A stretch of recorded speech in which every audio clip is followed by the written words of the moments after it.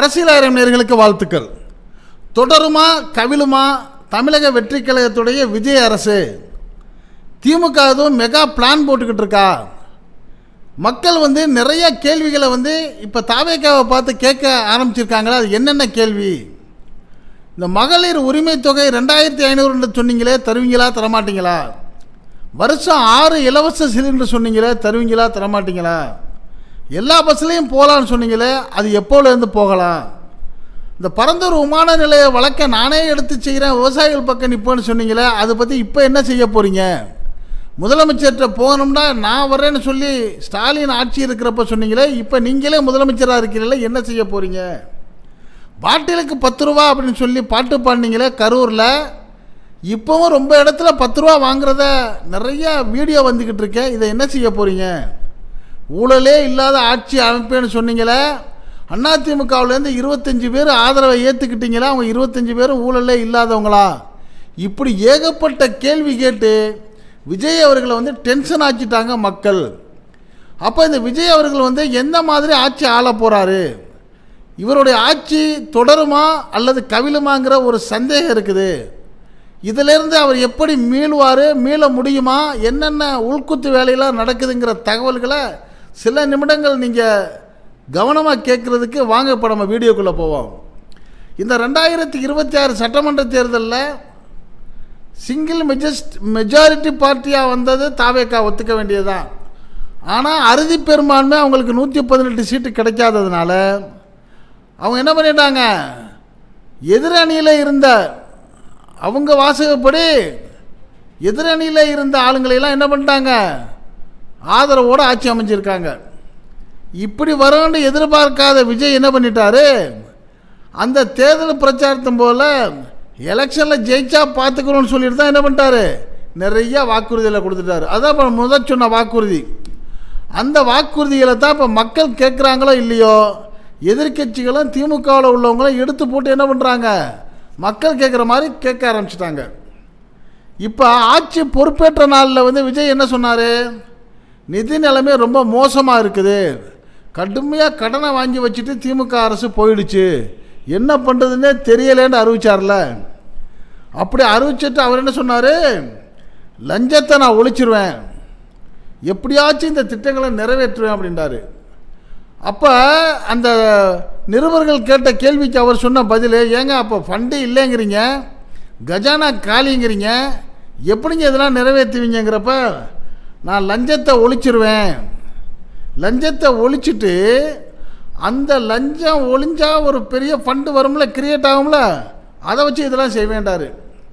அப்போ லஞ்சத்தை ஒழிக்கிறேங்கிறப்ப ஒரு குறிப்பாக ஒருத்தரை மென்ஷன் பண்ணி அவருக்கு தான் எல்லா லஞ்சமும் போயிட்டு இருந்துச்சு, அதை நான் திசை திருப்பி மக்களுக்கு பயன்படுத்துவேங்கிற மாதிரி ஒரு செய்தியை சொன்னார்.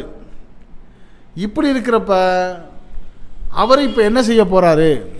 இப்போ மக்கள் நான் முன்னாடி சொன்ன மாதிரி 2500 பஸ்ஸு, 6 சிலிண்டர், இப்படி வரிசையாக கேள்வி கேட்குறாங்கல்ல, இதெல்லாம் செய்ய முடியுமா? செய்கிறதுக்கு இவருக்கு போதிய நிதி ஆதாரம் கிடைக்குமா? சரி, ஒன்றிய அரசு கொடுக்க வேண்டிய ஆதாரங்களை நிதியை கொடுக்குமா? அது எப்படி ஒன்றிய அரசு கொடுக்கும்? காரணம் இவர் பாஜகவை கொள்கை எதிரின்னு சொல்கிறாரு. அப்போ கொள்கை எதிரியாக இருக்கக்கூடிய பாஜக ஒன்றிய அரசு தன்னுடைய எதிரியான தமிழக வெற்றி கழகத்துக்கு எப்படி ஆதாரமாக நிதி ஆதாரங்களை ஒதுக்காதது தானே. இன்னொரு பக்கம் பாஜகவுக்கு நேர் எதிரியாக இருக்கிறது யார்? காங்கிரஸ். இப்போ காங்கிரஸை நீங்கள் கூட்டணி சேர்த்துக்கிட்டிங்கன்னா அது கிட்டத்தட்ட பாஜகவுக்கு எதிரான ஒரு அணி மாதிரி தானே அது பார்வையில் பார்க்கும். அப்போ பாஜக என்ன நினைக்கும், காங்கிரஸும் தாவேக்காவும் சேர்ந்து இங்கே ஒழுங்காக ஆட்சி நடத்த விடக்கூடாதுங்கிற எண்ணத்தை அமித்ஷாவுக்கு வருமா வராதா? அப்போ எப்படியாவது குடைச்சல் கொடுத்து இந்த ஆட்சி தொடர விடாமல் அதை காலி பண்ணணுன்னு பாஜக நினைக்குமா நினைக்காதா? இப்படிலாம் அந்த பாஜக நினச்சிக்கிட்டு இருக்கிறப்ப எரியிற நெருப்பில் எண்ணெயை ஊற்றுன மாதிரி தென் தமிழ்நாட்டில் இப்போ காங்கிரஸ் ஆட்சியை பிடிச்சிருச்சு. இன்றைக்கி பதவி இருக்கிறாங்க.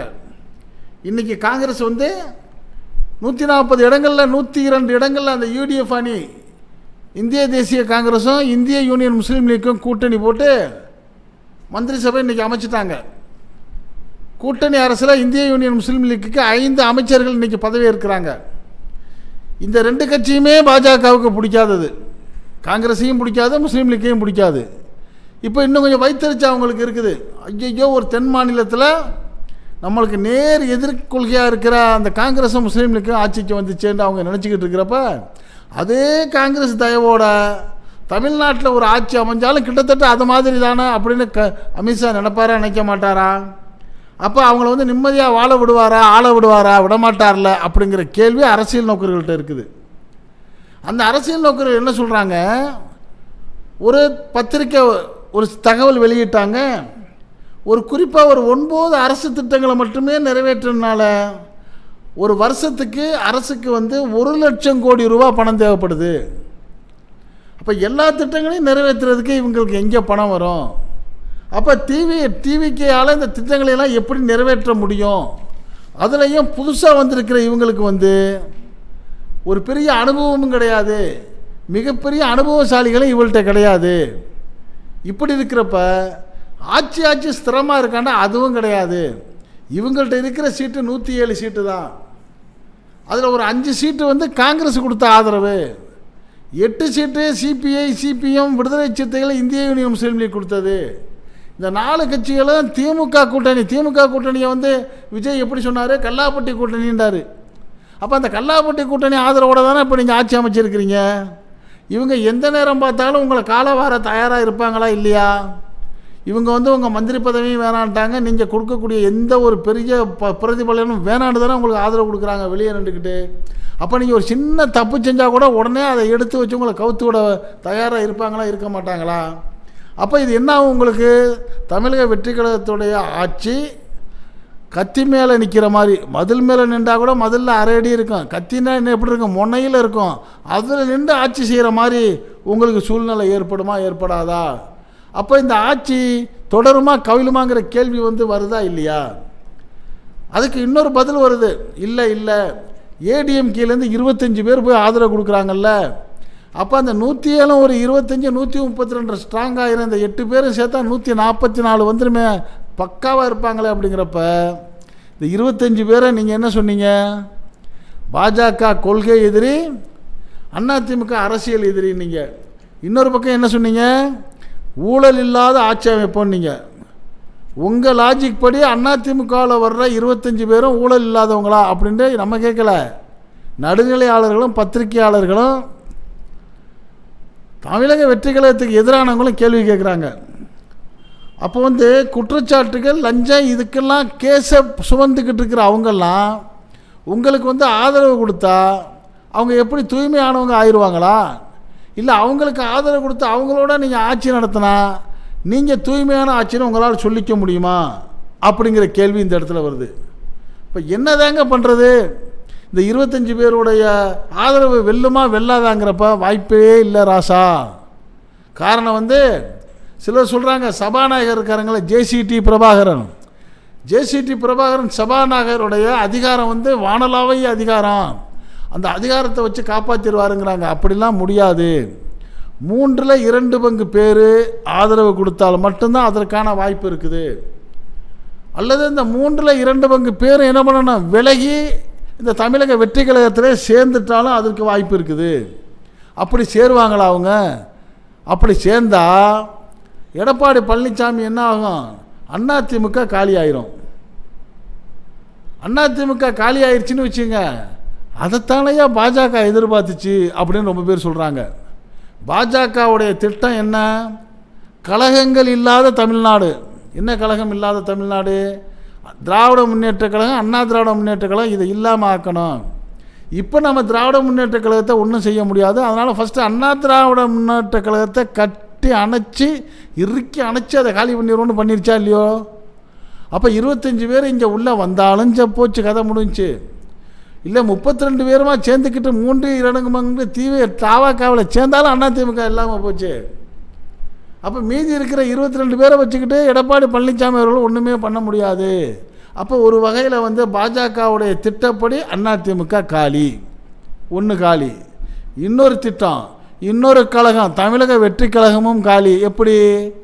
நீங்கள் தூய்மையான ஆட்சின்னு சொல்லிவிட்டு குற்றவாளிகளெல்லாம் சேர்த்துக்கிட்டு பண்ணுறீங்க, அதனால் நீங்கள் சரியில்லைங்கிற ஒரு பரப்புரையை இது வெளியில் வெளியிட ஆரம்பிச்சிரும். அப்போ அந்த தாவே கழகமும் காலி. இப்போ கழகங்கள் இல்லாத ஆட்சிங்கிறத பாஜக வந்து எப்படி பிளானாக திட்டம் போட்டு கொண்டு வருது பார்த்தீங்களா? இதைத்தான் எல்லாரும் என்ன சொல்கிறாங்கன்னா, இப்போ தமிழக வெற்றி கழகம் வந்து ஐசியூவில் இருக்கிற ஆட்சி தாங்க, வெண்டிலேட்டரில் படுத்திருக்க பேஷண்ட் மாதிரி. அந்த வெண்டிலேட்டருங்கிறது தான் அந்த சிபிஐ, சிபிஎம், விசிகா, முஸ்லீம் லீக். அந்த வெண்டிலேட்டரை எடுத்துட்டால் உசுறு போயிடும். சரி, இந்த வெண்டிலேட்டருக்கு பதிலாக அந்த 25 பேர் இருக்காங்கல்ல, இது வந்து ஆக்சிஜனுக்கு பதிலாக கார்பன் டை ஆக்சைடு மாதிரி, அதை எடுத்துகிட்டு இதை கொடுத்தாலும் அதுவும் காலியாகிடும். ஆக எப்படியா இருந்தாலும் தாவேக்கா காலியாகிறதுக்கான வாய்ப்பு இருக்குது. இதைத்தான் பாஜக எதிர்பார்த்துச்சு. ஒரு கல்லில் 2 மாங்கு அடிச்சிருச்சு பார்த்தீங்களா பாஜக. 2 கழகங்களை ஒரே கல்லில் காலி பண்ணிருச்சு. அது ஒரு கழகம் அகில இந்திய அண்ணா திராவிட முன்னேற்ற கழகம், இன்னொரு கழகம் தமிழக வெற்றி கழகங்கிற சூழ்நிலை வந்துடும். அப்படி வரக்கூடாதுன்னு தான் டிவிகாவுக்கு எதிராக இருக்கிற டிஎம்கேயே ஆதரவு கொடுத்துருச்சு. இப்போ உடனடியாக வந்து இன்னொரு தேர்தலை சந்திக்கக்கூடாது, இது கொஞ்ச நாள் ஓடட்டும், ஒருவேளை அப்படி ஓடுறப்போ ஏதாச்சும் தவறுகள் நடந்தால் அந்த நேரம் பார்த்துக்கோன்னு சொல்லி விழி மேலே விழி வச்சு கவனித்து பார்த்துக்கிட்டு இருக்காரு திமுகவுடைய தலைவர் மாண்புமிகு முன்னாள் முதலமைச்சர் மு.க. ஸ்டாலின். அது மட்டும் இல்லாமல் அவர் இப்போ என்ன பண்ணியிருக்கிறாரு, இந்த தோல்விக்கு நானே பொறுப்பேற்றுக்கிறேன்னு அவங்க கட்சியுடைய மாவட்ட செயலாளர்கள் எல்லா சட்டமன்ற உறுப்பினர்களை கூப்பிட்டுட்டு, நம்ம இப்படி தோற்றதுக்கு என்ன காரணம், அந்த காரணத்தை கண்டுபிடிங்கப்பா, அந்த காரணத்தை கண்டுபிடிங்க, என் மேலே தப்பாக இருந்தாலும் அதை ஓப்பனாக சொல்லுங்கள், அப்போ தான் நம்ம திருத்தி கொள்ள முடியும்னு சொல்லி அந்த கருத்து கேட்கிற ஒரு குழுன்னு சொல்லி ஒரு குழு என்ன பண்ணியிருக்கிறாரு, ஸ்டாலின் கிளப்பி விட்டுருக்கிறாரு. இந்த குழு அங்கங்கே போயிட்டு ஆராய்ச்சி பண்ணி என்ன நிலவரங்கிறத சொல்கிறப்ப தான் ஸ்டாலின் அவர்கள் தெளிவான ஒரு முடிவுக்கு வருவார். காரணம் வந்து கடந்த ஸ்டாலின் அவர்களுடைய திமுக ஆட்சி நல்லா இருக்குன்னு தான் மக்கள் சொல்கிறாங்க. நிறைய செயல் திட்டங்கள், நல்ல திட்டங்கள்லாம் பண்ணியிருக்காரு. ஆனால் அங்கங்கே உள்ள மாவட்ட செயலாளர்கள் சில மாவட்டங்களில் சரியாக கூட்டணி கட்சிகள்கிட்ட அனுசரணை வச்சுக்கலை, அவர்களை மதிக்கலை, மக்கள்கிட்ட சரியான தொடர்பு வச்சுக்கலை, அவங்க கட்சிக்காரங்களுக்குள்ளே கோஷ்டி மோதல், இதெல்லாம் சேர்ந்து தான் திமுகவை வந்து இப்படி படு பாதாளத்துக்கு தள்ளிருச்சுங்கிற மாதிரி கருத்து கூடிய விரைவில் தலைவர் மு.க. ஸ்டாலின் அவர்கள் காதுக்கு போகிறப்ப இதை சரிப்படுத்துறதுக்கு 2 சட்டமன்ற தொகுதிகளுக்கு ஒரு மாவட்ட செயலாளருங்கிற விகிதத்தில் ஒரு அரசியலுடைய மறு புறணமைப்பை செய்ய போகிறாருங்கிற தகவல் வருது. இப்படியெல்லாம் செஞ்சு இந்த ஏற்கனவே சரிவர நிலைவர முடியாமல் ஒருவேளை இந்த தாவேக்கா போயிட்டா மீண்டும் அரியணையில் திமுக ஏறுறதுக்கான சூழ்நிலையை அவர் முயற்சி பண்ணிக்கிட்டு இருக்காரு. இந்த அவரது முயற்சி பலிக்குமா, அல்லது தாவேக்கா இந்த சூழ்ச்சிகளையெல்லாம் முறியடித்து வெற்றி பெற்று தொடர்ந்து தனது ஆட்சியை நிலைநிறுத்துமாங்கிற உங்களுடைய கருத்துக்களை நீங்கள் இந்த அரசியலாக கமெண்ட் பாக்ஸில் கமெண்ட்ஸ் பண்ணுங்கள். இந்த செய்தி பிடிச்சிருந்தா இதுக்கு ஒரு லைக் கொடுங்க.